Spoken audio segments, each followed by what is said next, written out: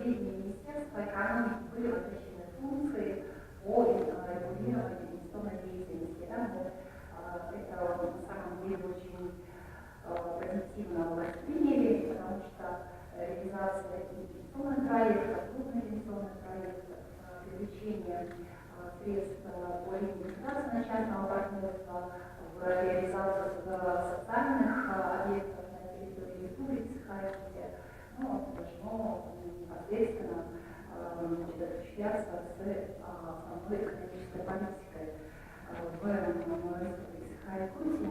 И в свою очередь Министерство экономики передало Министерство развития предпринимательства функции по регулированию торговой деятельности.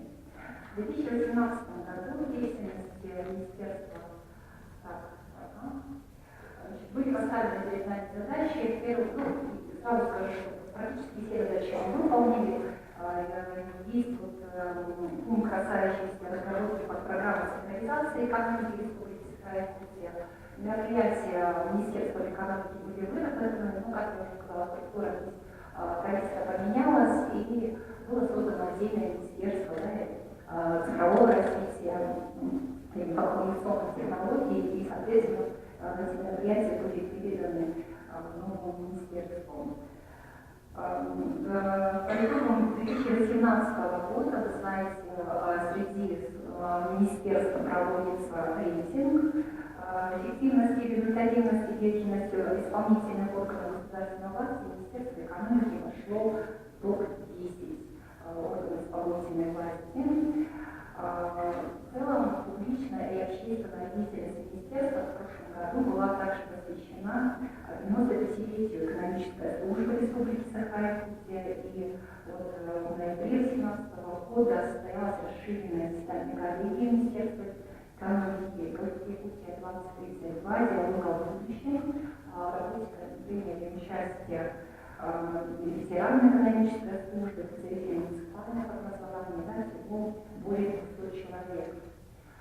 Если говорить об основных экономических показателях, то за 2018 год основной индикатор развития экономики, валовой региональный продукт, превысил 1 триллион рублей. Мы этот показатель на самом деле прогнозировали, ожидали в 2019 году, но с учетом того, что увеличились значительно цены на основные экспортные товары, увеличилась прибыль наших экспортных компаний. В стоимостном выражении 1 триллион рублей уже был достигнут по итогам 2018 года. Рост экономики составил 5%, сопоставимых цен, это тоже один из самых высоких показателей среди регионов Российской Федерации. Если говорить о социальной части, то и по реальным денежным доходам населения рост за счет исторически низкого темпа инфляции составил 2%, и это самый высокий показатель среди регионов Дальнего Востока. Значимым событием, конечно, является утверждение в форме закона стратегии социально-экономического развития Республики Саха-Якутия 2032 года. Проект документа был актуализирован в соответствии с федеральной стратегической повесткой, определенной указом президента России номер 204, основным направлением деятельности правительства Российской Федерации. Надо отметить, что Министерство экономики координировало работу органов исполнительной власти по подготовке наших заявок и предложений национальные проекты Российской Федерации, и республика одна из первых среди республик Российской Федерации дала свои предложения в национальный проект Российской Федерации федерального органа исполнительной власти. Остальном проект плана мероприятий по реализации стратегии был рассмотрен в конце года на экономическом совете при правительстве Республики Саха-Якутия, и в настоящий период, в первом квартале, мы должны доработать этот план мероприятий по реализации стратегии и внести на утверждение правительства Республики Саха-Якутия. Помимо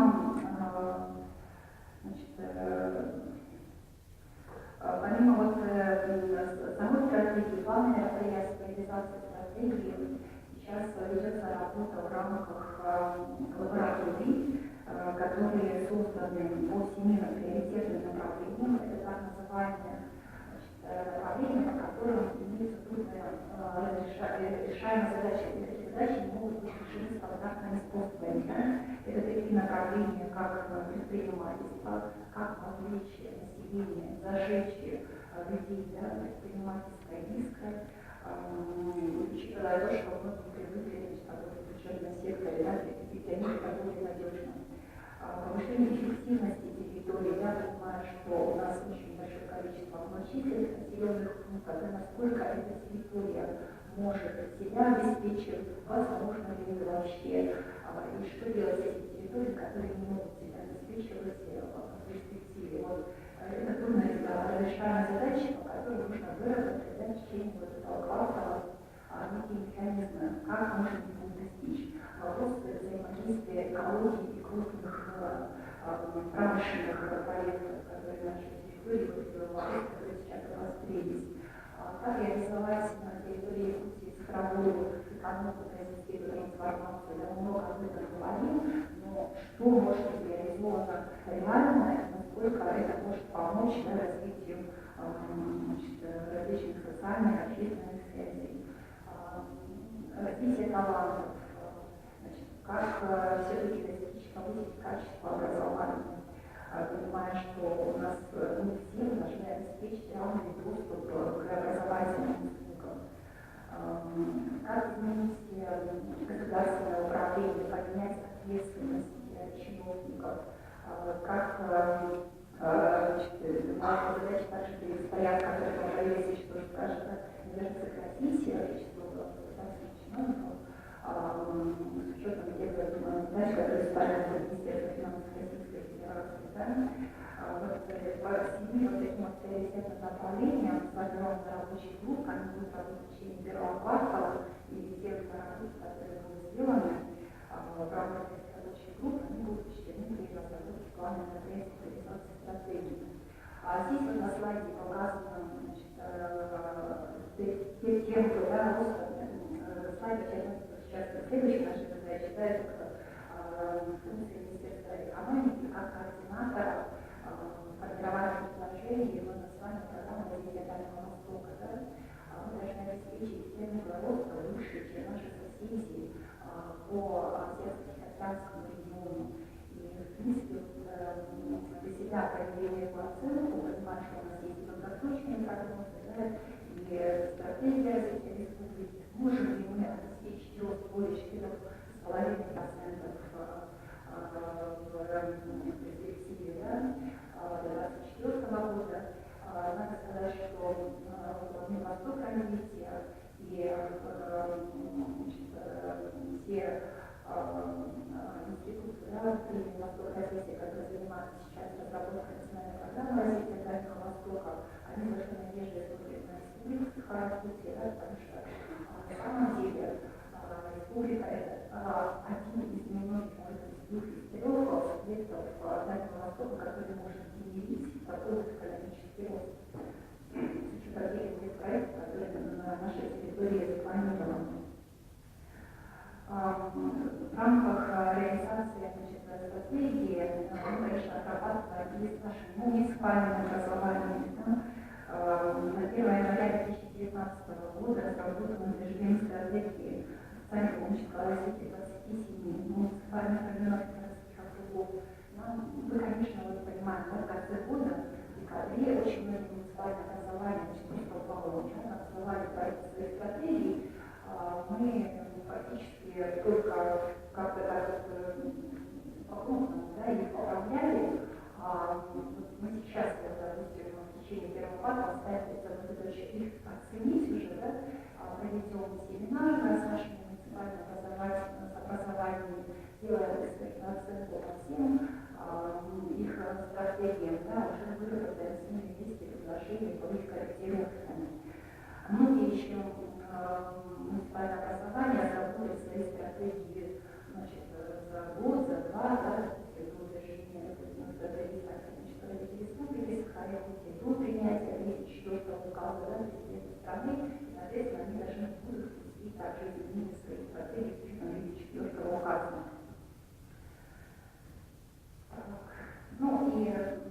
финансовые указы я уже говорила. Здесь на слайде представлены те целевые показатели, которые мы должны достичь к 2024 году. В принципе, технологические карты, дорожные карты по достижению целевых показателей разработаны всеми ответственными органами исполнительной власти. Методическую разработку с районами осуществляют не только Министерство экономики, у нас есть департамент проектного и процессного управления, но который уже занимается методической отработкой, реализацией майских указов. Всего есть потребность 317 миллиардов рублей, да, в целом на реализацию этих майских указов. Мы сейчас, конечно, понимаем, что нужны будут также нестандартные решения, связанные с привлечением небюджетных источников для того, чтобы достичь целевых показателей, которые нас определены. Министерство экономики курирует один из проектов, это производительность труда и поддержка занятости, части производительности труда. И в ближайшие, в течение этого года мы должны определить региональный центр компетенции и начать работу предприятиями несырьевого сектора. Здесь у нас еще предстоит методологическая работа, понимать, что такое несырьевой сектор, потому что у нас немножко расходится, да, представление. Как развитие в несырьевой сектор включает, допустим, и транспорта, и предприятия, которые представляют пищевую виду услуг, да.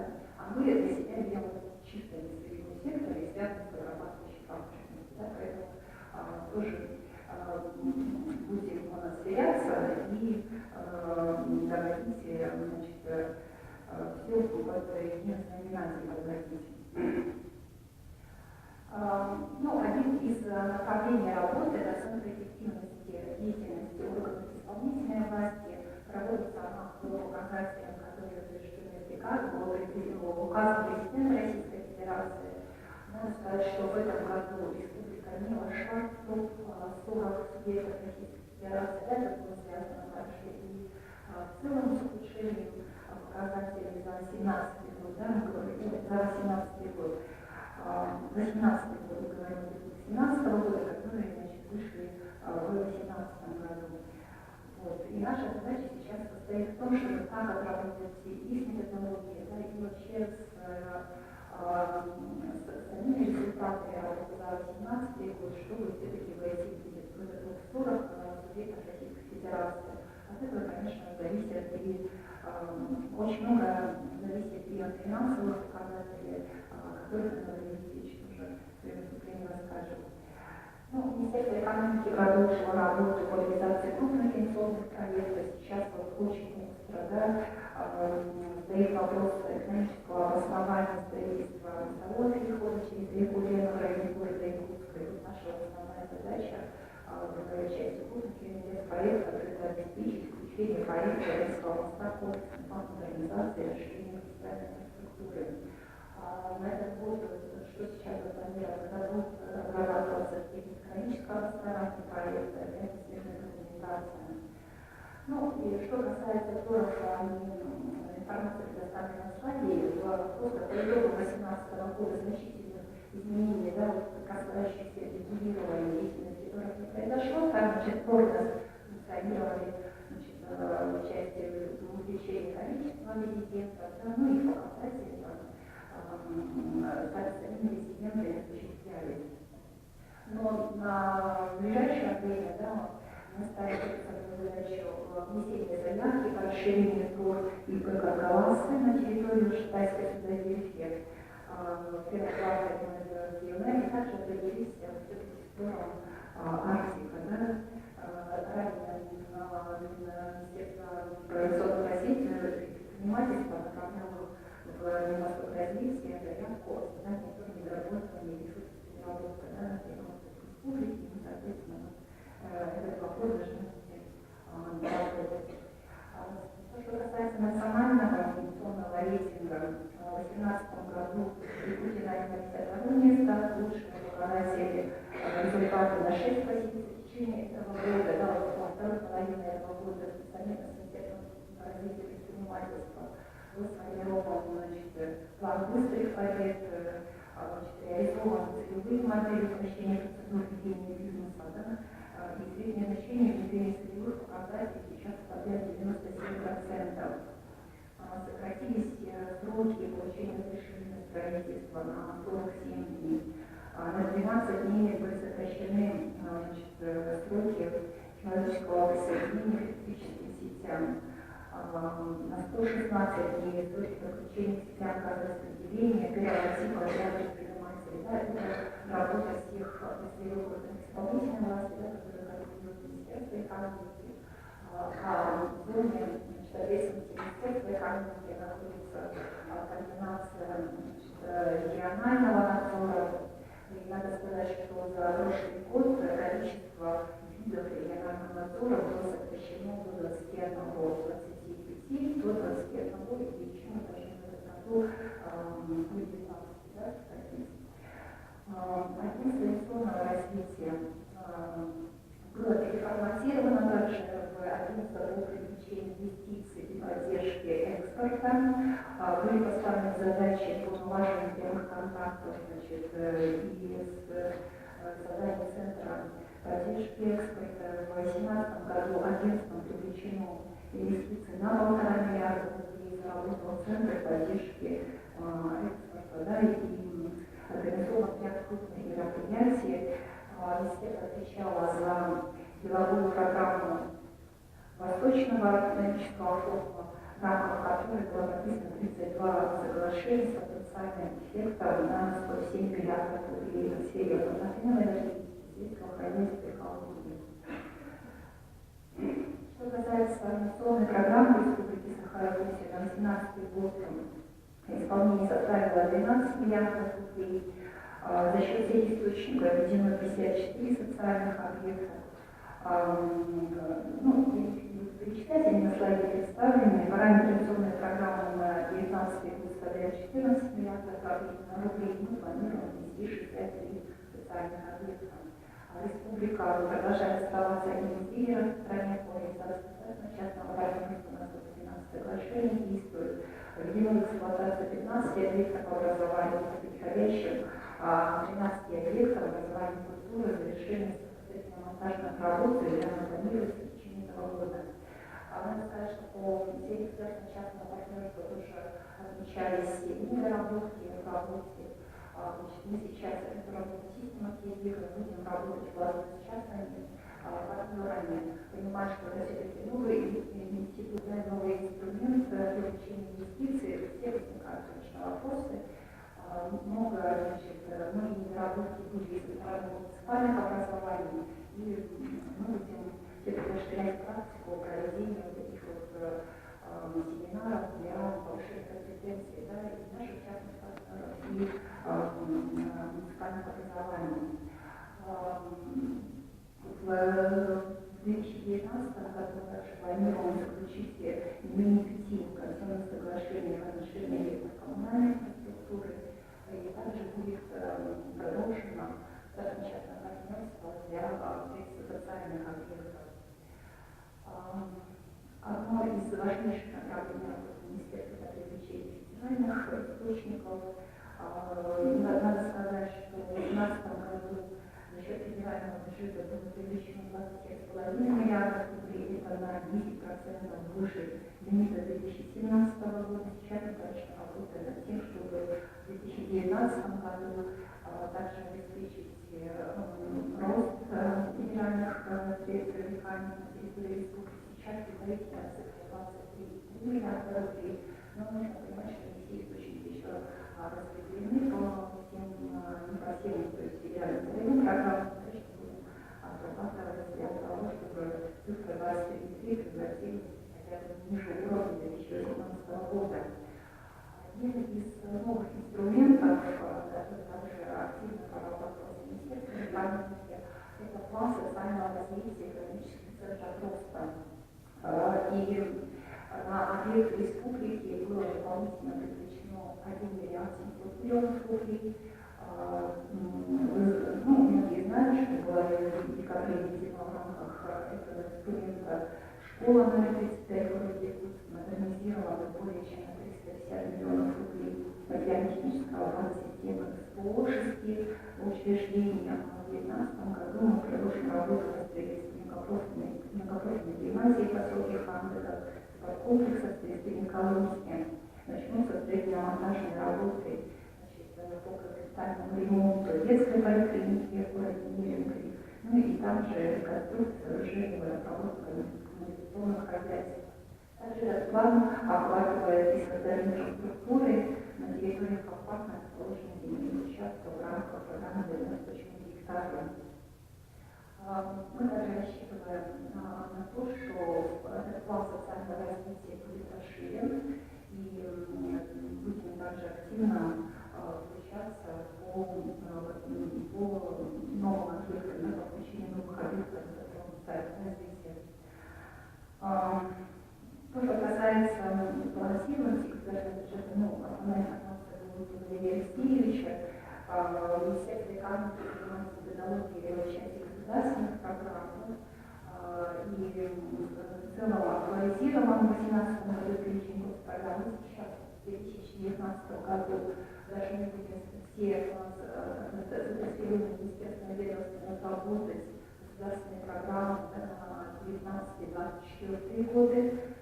Основная работа для синхронизации мероприятий наших государственных программ с стратегией развития республики.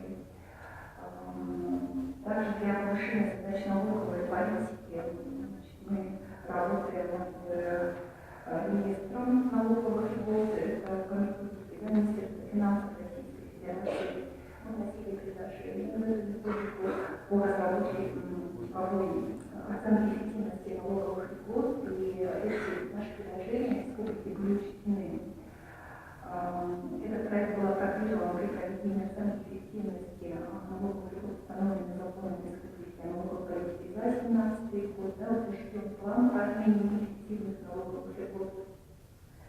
И надо еще отметить, что на федеральном уровне на 2017 год было поддержано предложение министерства о нормировании полевого удовольствия в целях перечисления налога на доход физических лиц. И с 2019 года сумма полевого удовольствия, уплаченная работникам, размер которых превысит 700 рублей за каждый день нахождения в полевых условиях, будет теперь облагаться налогом.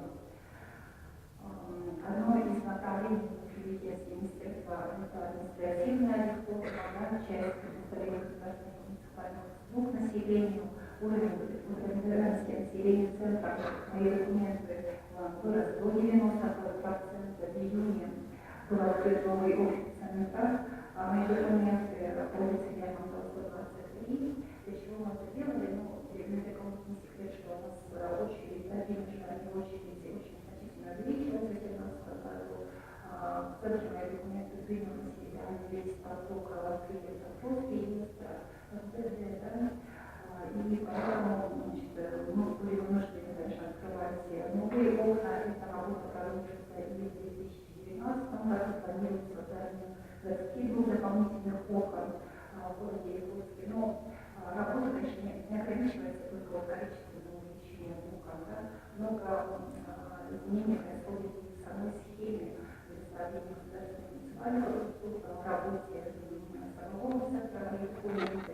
Допустим, просто чисто, очень много времени тратилось на то, чтобы ожидать человека, который ему подошел. Система объявляет, там 5 или 6 секунд ждет, потом повторно объявляет, 7 лет начали ставить очередь, человек подошел.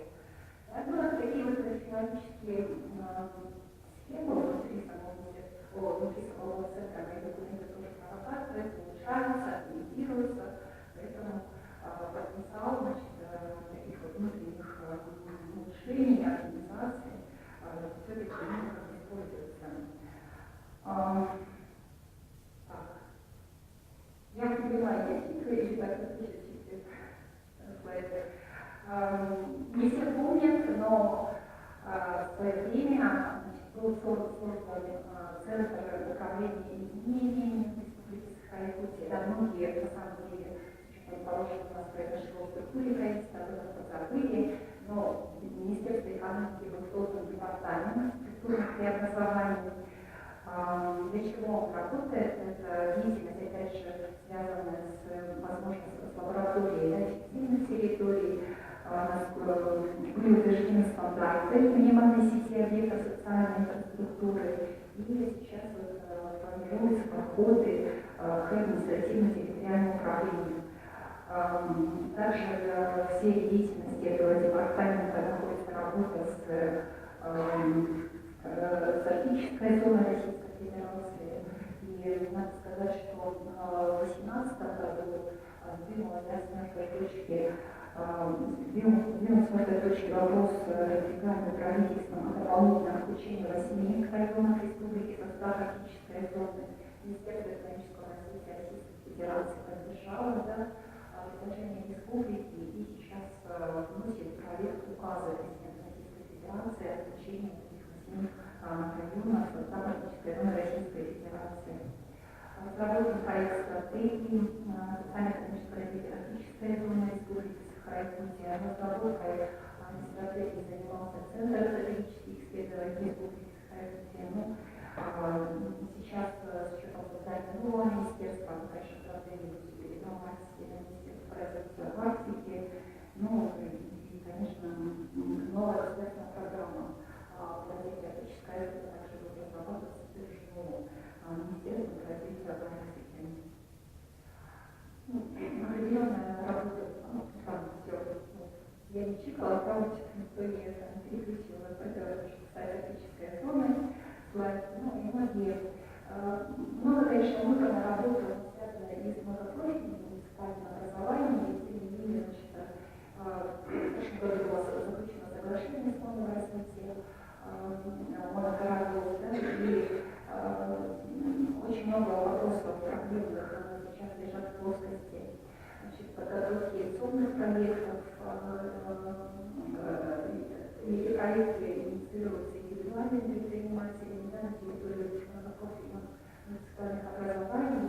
Конечно, качество проектов не очень высокое, но есть агентство по привлечению инвестиций, мы работаем в сфере инициации этих проектов и, соответственно, получения средств для развития городов. На самом деле очень много есть новых инструментов по поддержке монопрофильных муниципальных образований, вплоть до 10% кредитов. Поэтому на самом деле потенциал такой значительный на работу усилий. Что касается столетия образования Якутска, я сказала, были форматированы задачи, которые были поставлены к празднованию этой знаменательной даты. И, наверное, надо уже закругляться. У нас появился новый проект, это Центр закупок Республики Саха-Якутия. Его курил вместе с Министерством финансов совместно. Министерство финансов точно приняли методологии, а мы как ГРС. Если говорить о министерстве в целом, то министерство при штатной численности 88 единиц, сейчас работают 73 человека, наша государственная гражданская служба средний 8 лет, средний возраст сотрудника 32 года. Мы стараемся сейчас очень активно выступать в публичном пространстве, повысилась информационная открытость министерства. По инициативе министерства организован телевизионный выпуск музыки «Пусть» канале на телеканале НКСК, он выходит в эфир каждый вторник. Мы запустили серию обзоров «Деловая картина экономики», «Деловая картина инвестиций», «Деловая картина развития промышленности». В принципе, эти данные востребованы в средствах массовой информации. Также работаем над улучшением корпоративного духа, улучшили создали несколько креативных пространств в министерстве. Также был подготовлен такой welcome book, я его называю, как это руководство. Нет, не в общем, памятка 2013, вот такая вот лекция у меня очень была в этой памятке. Мне потом говорили, это нет, это не памятка, это все-таки welcome book современного, ну ладно, требует современного. Ну и сейчас мы, конечно, на всех спортивных мероприятиях, которые проводятся, и в мероприятиях, связанных, значит, с помощью, да, и малообеспеченным детей, в том числе, если что говорить, мы, значит, помогаем. У нас есть подопечные зоопарки, да, изюмры. Мы, значит, вот приезжаем каждый год практически в английский совхоз и создаем диагноз, соответственно, помогаем нашему зоопарку, самому сильному зоопарку в мире. Да? Вот.